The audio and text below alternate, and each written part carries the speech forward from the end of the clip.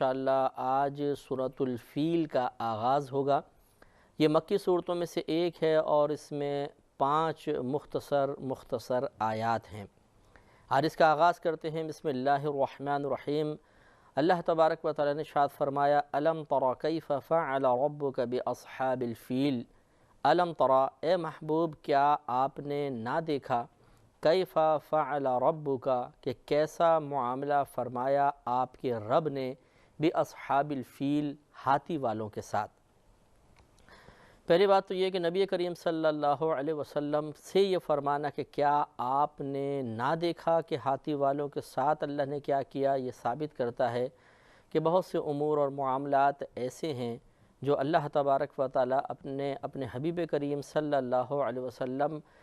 کے دنیا میں تشریف لانے سے پہلے ہی آپ پر منکشف فرمائے۔ جیسے کہ یہ عام الفیل یعنی ہاتھیوں والا سال کہلاتا تھا یہ، اور اس کے تقریباً 50 روز بعد نبی کریم صلی اللہ علیہ وسلم کی ولادت باسعادت ہوئی ہے۔ تو اللہ تعالیٰ نے اپنے حبیب سے فرمایا کیا آپ نے نہ دیکھا؟ تو یہ یا تو مجازی طور پہ ہم یوں کہہ لیں کہ کیا آپ کو یہ خبر ہمارے ذریعے نہیں ملی کہ ایسا ایسا ہوا، اور یا پھر اس کے ظاہر پر اس کو محمول رکھا جائے تو معلوم ہوا کہ چونکہ اللہ تعالیٰ نے اپنے حبیب کریم صلی اللہ علیہ وسلم کے نور کو پیدا فرما دیا تھا، نور نبوت پہلے پیدا ہو چکا تھا، جیسے نبی کریم صلی اللہ علیہ وسلم ارشاد فرماتے ہیں کہ میں اس وقت بھی نبی تھا جب آدم علیہ السلام پانی اور مٹی کے درمیان تھے۔ تو اللہ تبارک و تعالیٰ نے اپنے حبیب کریم صلی اللہ علیہ وسلم کے نور کو پیدا فرما دیا تھا۔ اور بعضوں نے یہ بھی کہا کہ حضرت عبد المطلب کے سامنے چونکہ یہ واقعہ ہوا جو آپ کے دادا تھے، اور آپ یقیناً نبی کریم صلی اللہ علیہ وسلم کا جو نور تھا جو ان کی پشت میں، ان کے صلب میں تھا، وہ ان کے پیشانی سے عیاں ہوتا تھا، اور اسی وجہ سے لوگ بڑے رعب اور دبدبے میں مبتلا ہو جایا کرتے تھے جب حضرت عبد المطلب سے گفتگو کیا کرتے تھے۔ تو بہرحال اللہ تعالیٰ نے فرمایا کہ حبیب کریم صلی اللہ علیہ وسلم کیا آپ نے نہ دیکھا کہ آپ کے رب نے ہاتھی والوں کے ساتھ کیا کیا؟ تو اس کا شان نزول یہ ہے کہ ابرہہ نامی ایک شخص تھا جو یمن اور حبشہ کا بادشاہ تھا۔ اس نے صنعاء علاقے میں ایک عبادت خانہ تعمیر کیا، کافر بادشاہ تھا، عبادت خانہ بنایا، اور اس قصد و ارادے کے ساتھ کہ لوگ کعبۃ اللہ جو جمع ہوتے ہیں، حج کرتے ہیں یا جو بھی ارکان وغیرہ ادا کرتے ہیں وہاں نہ جائیں بلکہ میرے عبادت خانے میں آئیں، اور اس کے لیے اس نے لوگوں کو ترغیب دینا شروع کی، اور لوگوں کو اس نے مائل کیا کہ اب تم اس کا طواف کرو اور کعبۃ اللہ معاذ اللہ جانا چھوڑ دو۔ تو عربوں میں سے ایک شخص تھا جس کو یہ بات بہت بری لگی، اور وہ ایک دفعہ موقع پا کر اس کے اس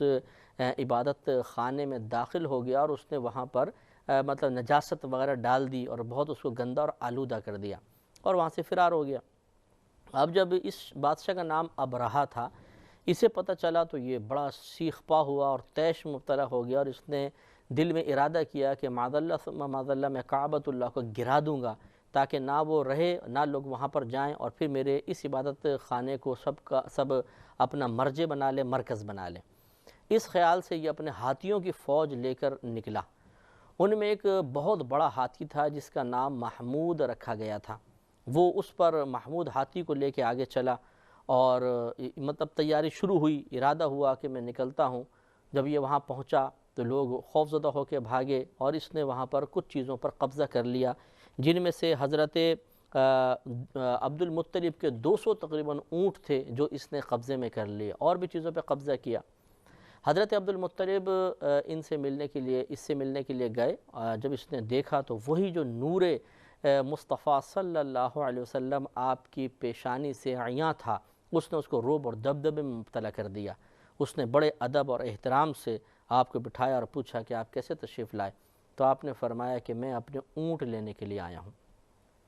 تو وہ بڑا حیران ہوا، اس نے کہا کہ کیا آپ کو پتہ نہیں کہ میرا ارادہ کیا ہے؟ آپ نے فرمایا مجھے معلوم ہے۔ تو اس نے کہا پھر آپ کعبۃ اللہ کو بچانے کے لیے کوشش نہیں کرتے، اپنے اونٹوں کی فکر کرتے ہیں؟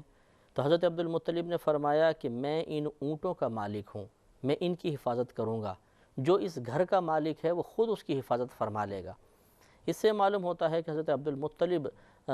موحد تھے اور اللہ تبارک و تعالیٰ کی توحید کے قائل تھے، اللہ تبارک و تعالیٰ پر کامل اعتقاد، اور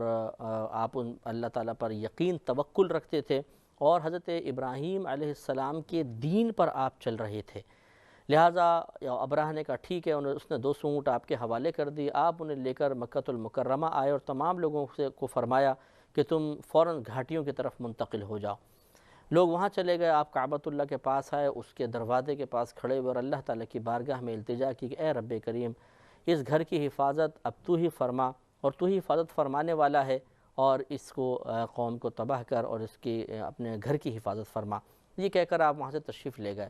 اب جب ابرہہ آگے بڑھا تاکہ معاذ اللہ کعبۃ اللہ کو ڈھا دیا جائے، تو محمود ہاتھی نے اٹھنے سے انکار کر دیا۔ بڑا سعادت مند ہاتھی تھا اور اللہ کی طرف سے یقیناً اس کو الہام ہوا ہوگا، اگر اس کو دائیں چلاتے، بائیں چلاتے، پیچھے چلاتے تو دوڑنے لگ جاتا تھا، لیکن جب آگے چلاتے تو فوراً بیٹھ جایا کرتا تھا۔ بڑا پریشان ابرہہ۔ بہرحال باقی سب آگے بڑھنے کی کوشش کرنے لگے تو اللہ تبارک و تعالی نے ابابیل نامی پرندے کو بھیجا، جو چھوٹا سا تھا اور ہر ایک کے پاس 3 کنکر تھے، ایک چونچ میں اور 2 ایک ایک پنجے میں۔ وہ اوپر سے اس طرح گزرے اور انہوں نے وہ پتھر چھوڑے۔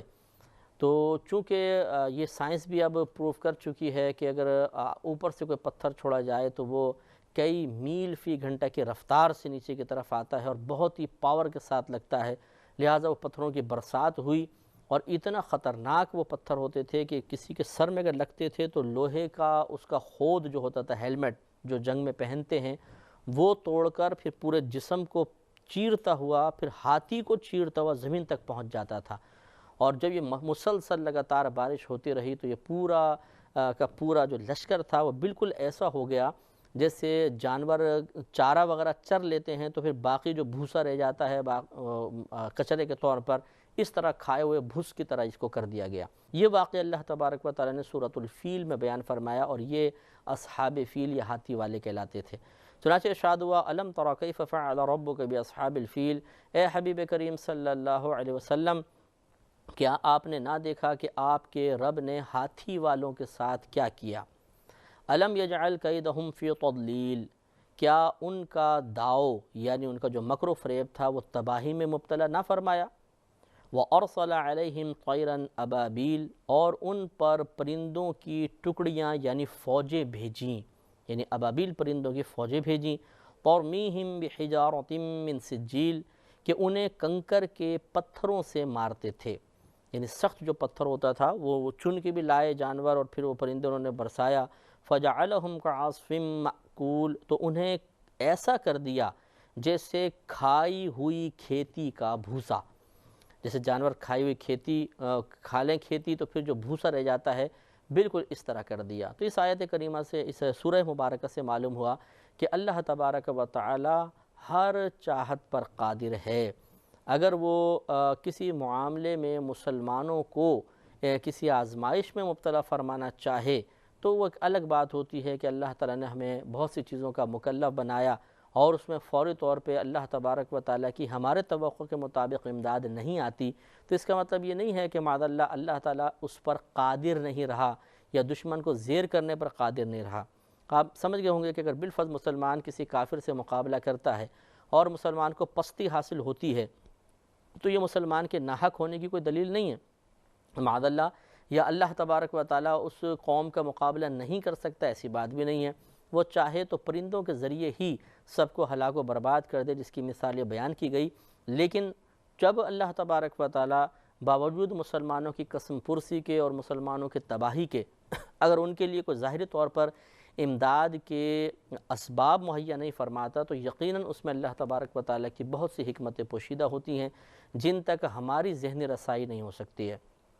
اس نے بہت سوں کے لیے شہید ہونے کا ارادہ فرمایا ہوتا ہے، بہت سوں کے اس مقابلے کے ذریعے درجات کی بلندی کا سامان کرنا مقصود ہوتا ہے، بہت سوں کے صبر کا امتحان مقصود ہوتا ہے، بہت سے اپنے پیاروں سے جدا ہو جاتے ہیں، یعنی کوئی شہید ہو گئے، غم میں مبتلا ہوتا ہے انسان، اس طریقے سے اللہ تبارک و تعالیٰ آزمائش اور غم میں مبتلا کر کے ان کو آزمانا چاہتا ہے۔ تو یہ اللہ تعالیٰ اس قسم کے معاملات